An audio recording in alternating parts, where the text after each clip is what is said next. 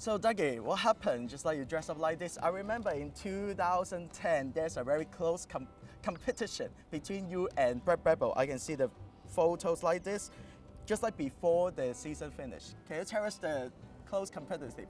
Well, it was a very intense time, part of the season, and the jockey club, for some reason, asked us to get out onto the track and put the boxing gloves on and to show that the competition is on and we're both serious.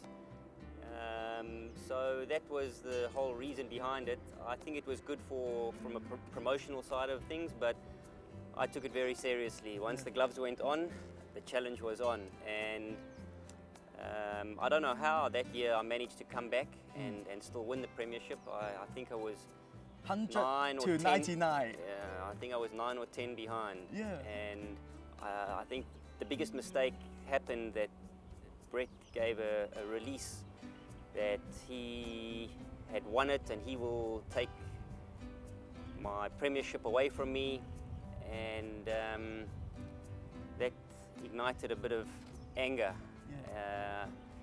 And I had to prove a point then, because I'm the kind of person you never win until you pass the winning post, and he was now what I like to say is boasting. So I ended up having 5 winners and then 4 and then a treble, and I brought it back to 2 or 3, and then I went 1 up and I won it by 1, but it was still one of my greatest hard-fought victories out of my 13 premierships, and that's the reason those went on. So actually, just like over the past 20 years, since you come to Hong Kong in 1996, there's a lot of people, a lot of trainers you have worked with. First of all, I can say is Ivan Allen. So he has been just like the first supported for your riding career in Hong Kong. He was a genius, Ivan, and I had a great association with him. Very smart man, very good trainer, very thorough horseman, and I really enjoyed my year as a stable jockey working with him. We travelled, and although I didn't win the Japan Cup, I finished second twice for him, and second in the Yasuda Canaan as well for him. So from a young age, he taught me about travelling, about being competitive internationally, and he rounded me well for being able to compete and for being able to be able to handle the pressure on big days and the pressure of big races.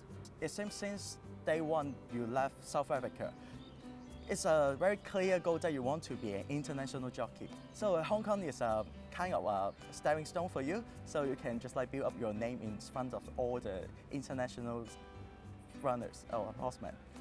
For sure. Look, I never left South Africa thinking I was going to be here that long. We spoke about that earlier, but once I got here and I started to understand the place and I started to get support, there was no ways I was leaving. The thing that I had to learn and understand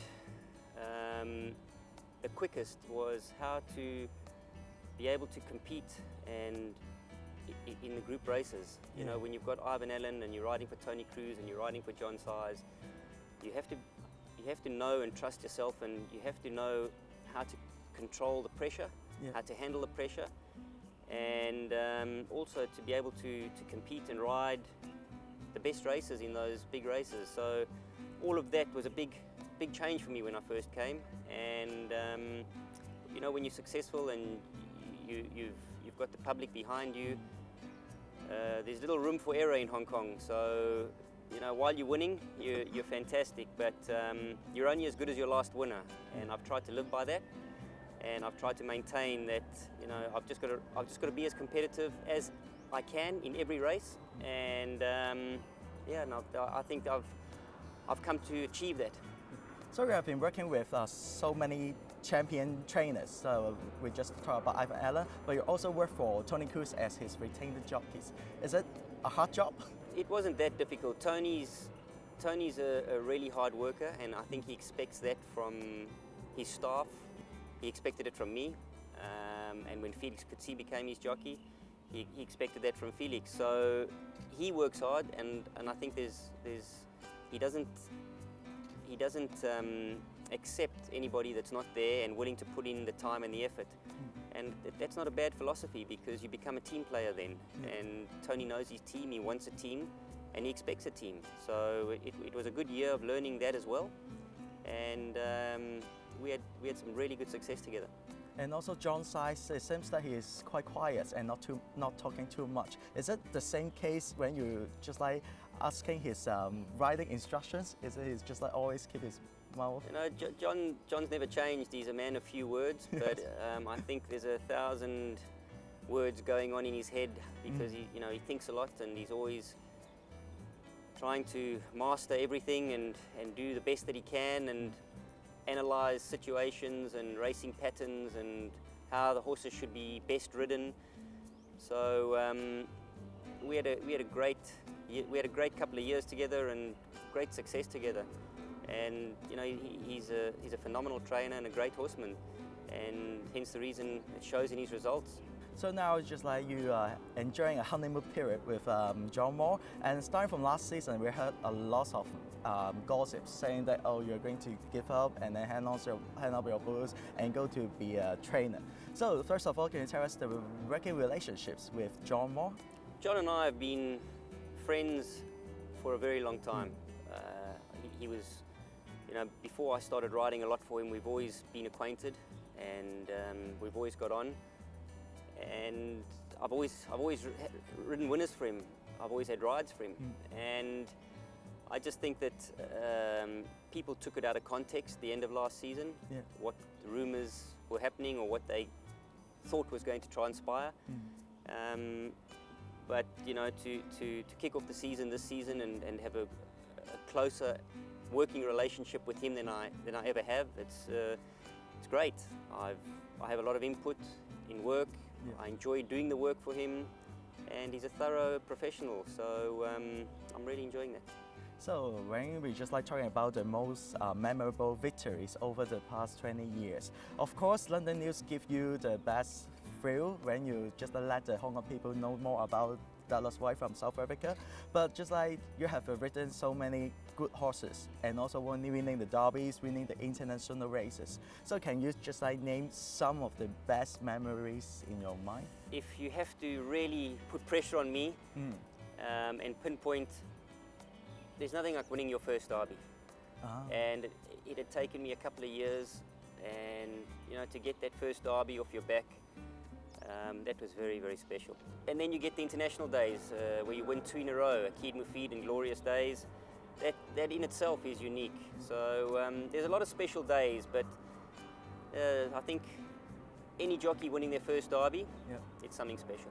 How do you handle the pressure actually when you're riding the awesome favorite? And especially Akid Mufid that year, lots of reports saying that, oh, he must going to win the Hong Kong Cup to secure his breeding value. So there's a lot of pressure, not only from the punters, but also from the connections. There was a lot of pressure. I think that day probably was the most pressure I've ever felt before a big race. I think he was 1.9 or 2.1 odds-on favourite for a derby. And again, it didn't look like there was much speed, and he was a horse that you couldn't really put in a position too early because he was very keen. He was still a colt, obviously, and he needed to follow a horse into the race and get into a rhythm, and then he would attack the line. So I had a lot of things to overcome, and fortunately about the 700 they started to pick up the pace, and until then he was travelling a bit too well. And when they picked up the pace the 700 and I could let him really run down and start to get into a real proper rhythm, it was a great feeling. I knew it'd win, but until that stage, of course, there was big concerns. But I would say that for me, in my 20 years career in Hong Kong, would be the most pressure I've been under before a big race. So you have won so many races. You almost finished the clean swap for the international races, but only not winning the Hong Kong Sprint yet.